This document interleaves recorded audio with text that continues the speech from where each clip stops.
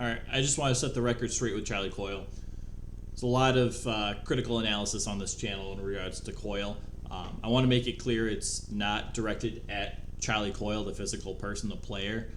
It's more of his contract, and that is a product of Don Sweeney and how he came to be in this position.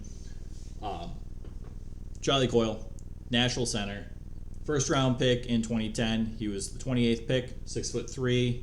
Last weigh-in was 214 pounds. Just turned 30 at the beginning of March. Happy birthday. He has 5 years left on his contract at $5.25 million per season cap hit. His actual salary this year is $6 million.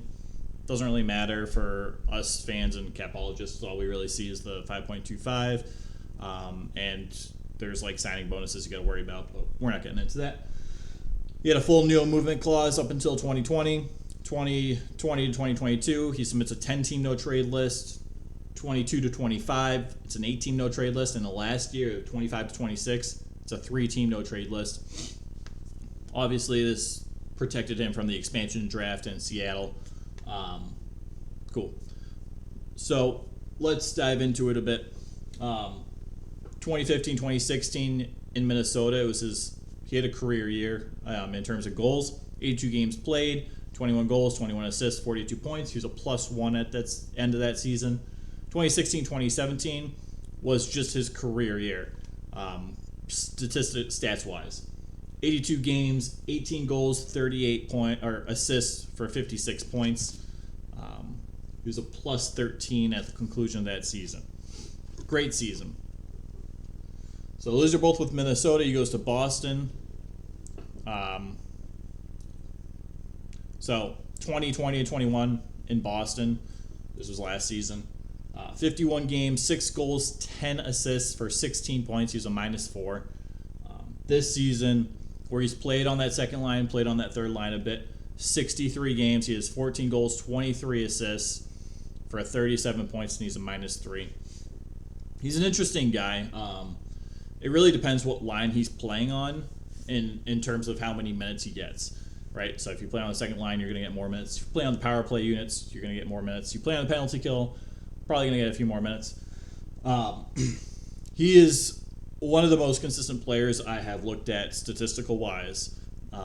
His goals per 60 minutes, assists per 60 minutes, points per 60 minutes, all of his metrics, for the most part, are very consistent year in and year out. So the variations in goals and such is usually based on ice time. Fun little fact. I thought that was really unique. He's about as consistent as you can get. Career totals, dude, 684 games. That's nothing to sneeze about. He's only 30. He'll hit 1,000 games at some point in the next few years. It'll take a few years to get there, but 129 goals, 209 assists for 338 total points. In his career, he's a +32. Also, weird thing of note, with Minnesota, he was a +32. With Boston, he's just 0. So, that's interesting. He's played on the penalty kill and power play throughout his career. In Minnesota, it was typically the second power play unit. There were some years where they were short in terms of guys that could score goals, so he would play on the first power play unit here and there in Minnesota, but it wasn't super common. In Boston, it depends on the circumstance. Taylor Hall seems to not play on the first power play unit every once in a while. Not quite sure why that is. It's a question for Bruce Cassidy. Bergeron, when he's out, Coyle is the first line power play unit center. So he's gotten some first line power play unit time this season. So something really unique about Coyle is his size and the way he plays. He's very strong on the puck, as his size would tell you. I know in the NHL games early in his career, he was listed as a power forward because of his size, because, he plays very good defense. He's very good defensively. He's responsible defensively. But he's kind of a finesse player. He wants to be a skill guy, and he kind of is. You're not usually going to see him do these crazy dekes all the time. Every once in a while, he'll have like a deke where I'll get around a player and be like, "Oh, nice! Like, didn't expect that from you." because you don't see him do it that often. But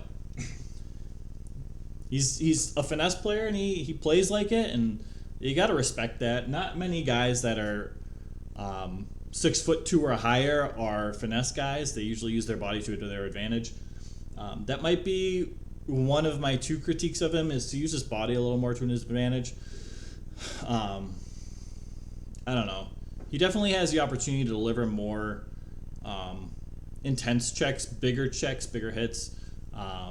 He doesn't. He chooses not to. He's not that kind of guy. Again, check out hockey fights and look at all the fights he's been in. He doesn't throw punches. He just goes straight for the legs and tries to take the other guy down and call it a day. That's his 5 minutes. He'll take that in the box. So he doesn't really. His size is an advantage, but he doesn't play like it's an advantage, except with his long reach when he's trying to keep possession of the puck and try to keep guys off of it. And he's strong. He's a very strong dude. So he just put a forearm into their chest, and not only is the other player's reach not far enough, but he can just knock him back. It's incredible the strength of this dude. I'm not gonna lie. So there's that. On a personal note, as a character, he is a very good dude. He's a very good guy.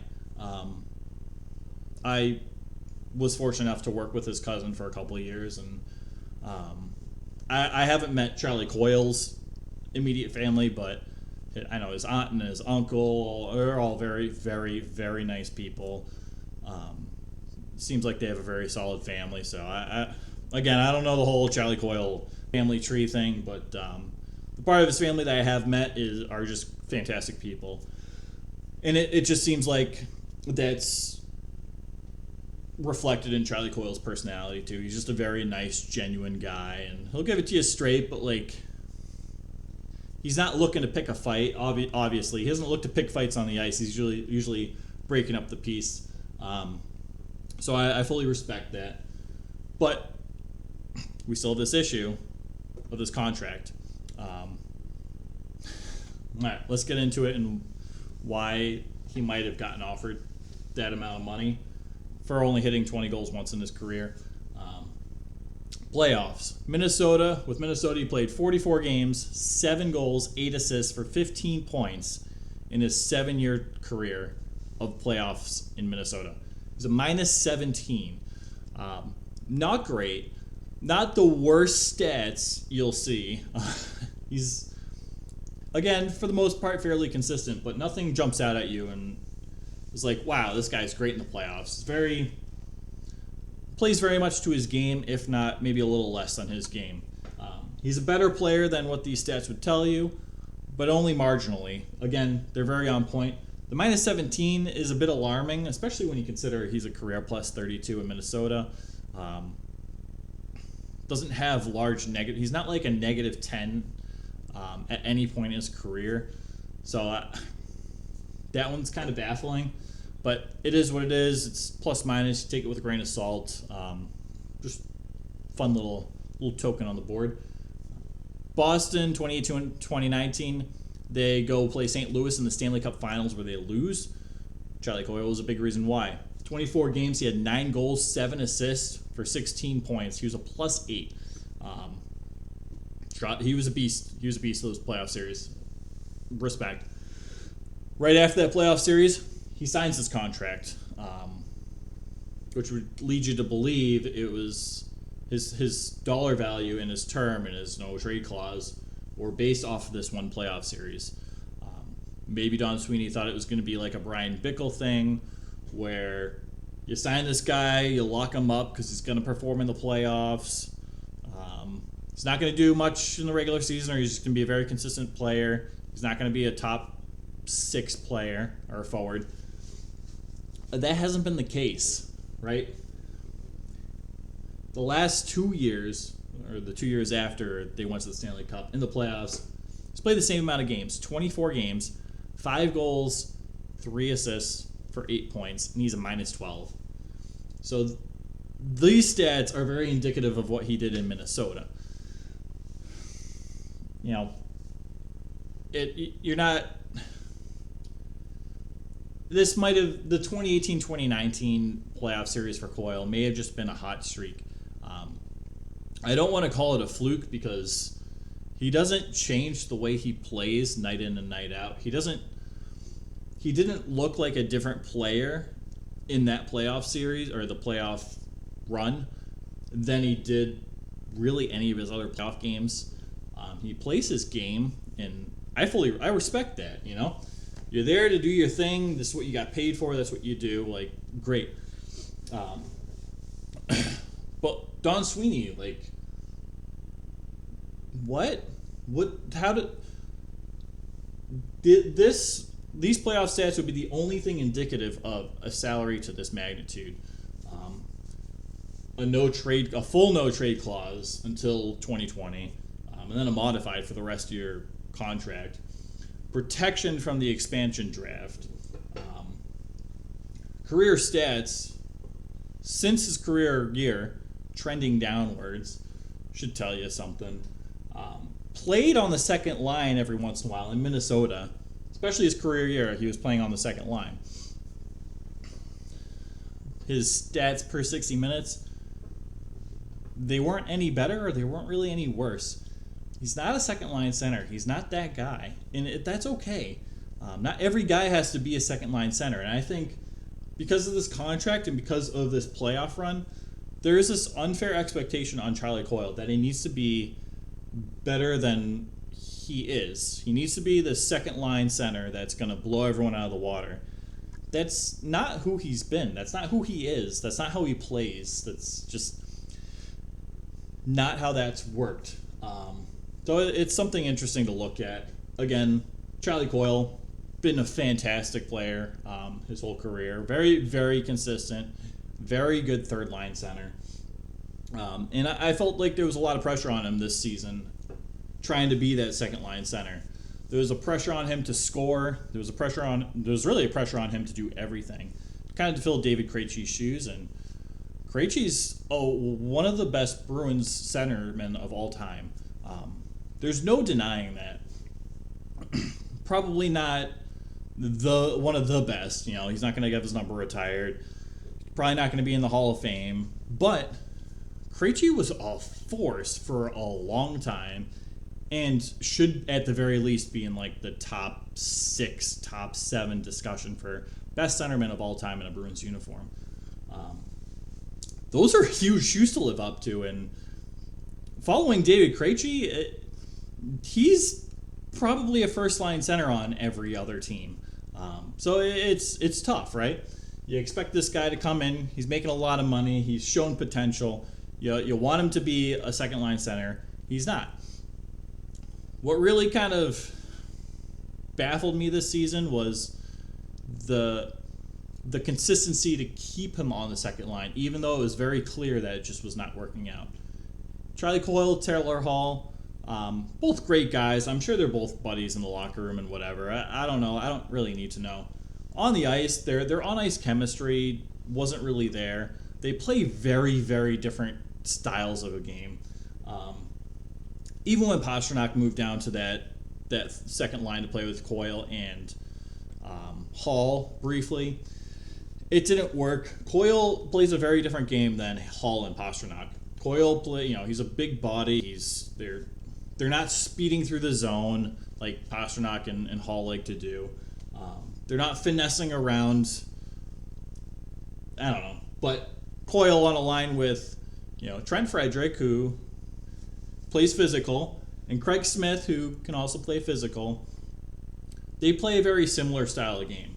They're not the fastest guys. They're not going to barrel everybody over on the ice, but they play a very strong, finesse, power forward type game. And it's worked really well for Charlie Coyle on that third line. Again, when he was on that second line, you saw, I almost felt bad, right? Because he was put in this position, and they expected him to score, and I'm sure they were getting flack in the locker room and stuff about how they weren't producing at the rate a second line should be producing.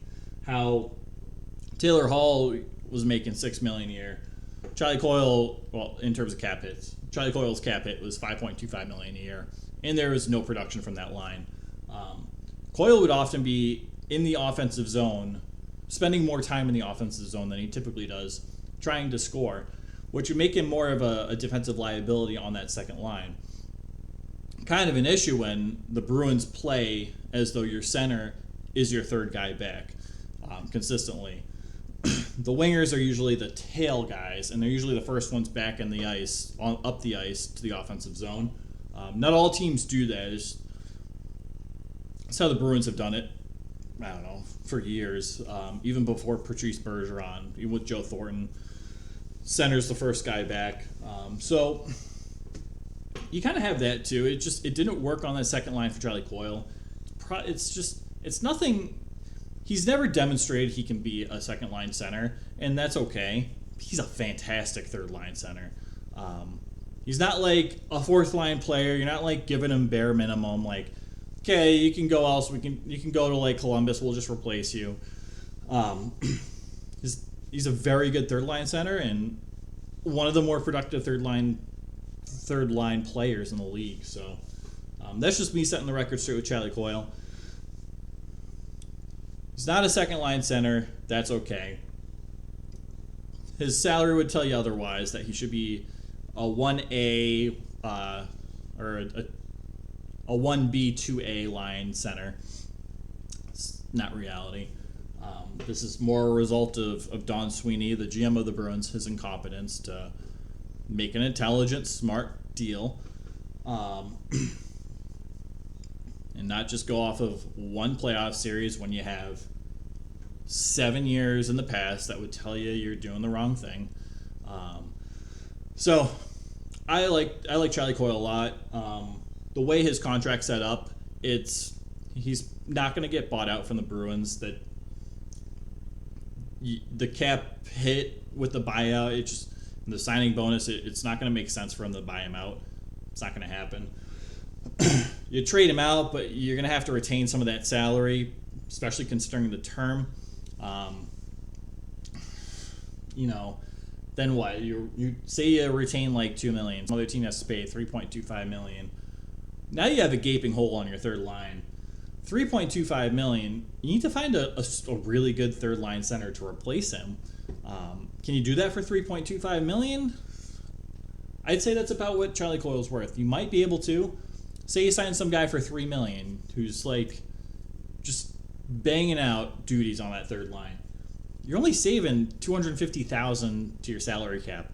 Is that worth it to go out to trade a guy who has no trade clause from the Boston area, to bring in this new guy who you don't know how he's going to interact with the locker room, how he's going to interact with his line mates, if that's even going to work? Is that worth it? So I don't necessarily see Charlie Coyle being traded out either. And I'm okay with that, honestly. His value for what he does on the team, it's quite high. Not $5.25 million high. But again, if I'm in Charlie Coyle's shoes, and this is what what we agree on after negotiations for a contract, with a no trade clause, and I'm from the Boston area. I grew up watching the Bruins. I fell in love with hockey watching the Bruins. I played on the TD Garden, or the Fleet Center it was called when we were growing up. All my friends and family are from here. Like, he would be stupid not to take that contract. So no hate on Charlie Coyle taking this contract. Again, not a reflection of Coyle, a reflection of Don Sweeney, moreover. And that's why I'm a little extra critical of Charlie Coyle. It's not because of him as a player. It's about the contract Don Sweeney gave him, and about Bruce Cassidy's consistency on keeping him on a second line where he's not as productive as he could be on the third line like he is now. That's obviously changed, but for 40 games to see no production from your second line, when you have your center making $5.25 million, you have your winger making $6 million. I think Craig Smith was on that line making $3 million at some point. That's not okay. That should have been handled much sooner. So that's it. Setting the record straight with Coyle. Great dude, great guy, great player. My only criticism of Charlie Coyle's game is he could be a little better in the faceoff dot. He's not terrible, but he's a sub 50 faceoff guy. I think that's really all he needs to work on in the offseason is just his faceoffs. And if he can be a positive 50 guy in the faceoff dot, dude, I have no constructive criticism for his game. He's about as consistent as you can get. So, all right, that's it. I don't know. What do you guys think? Do you think his contract is a lot? Do you think there should have been a no trade clause? Personally, I get the no trade clause considering he grew up around the area. Like I get the no trade clause. But do you sign a guy at a premium for a long-term deal with that? Do you think Don Sweeney signed him because of this playoff series, the 2018-2019 one? I don't know. Very consistent numbers. What do you guys think? Thanks for watching. I appreciate it. It's my little rant on Charlie Coyle, setting the record straight. All right. Take care, guys.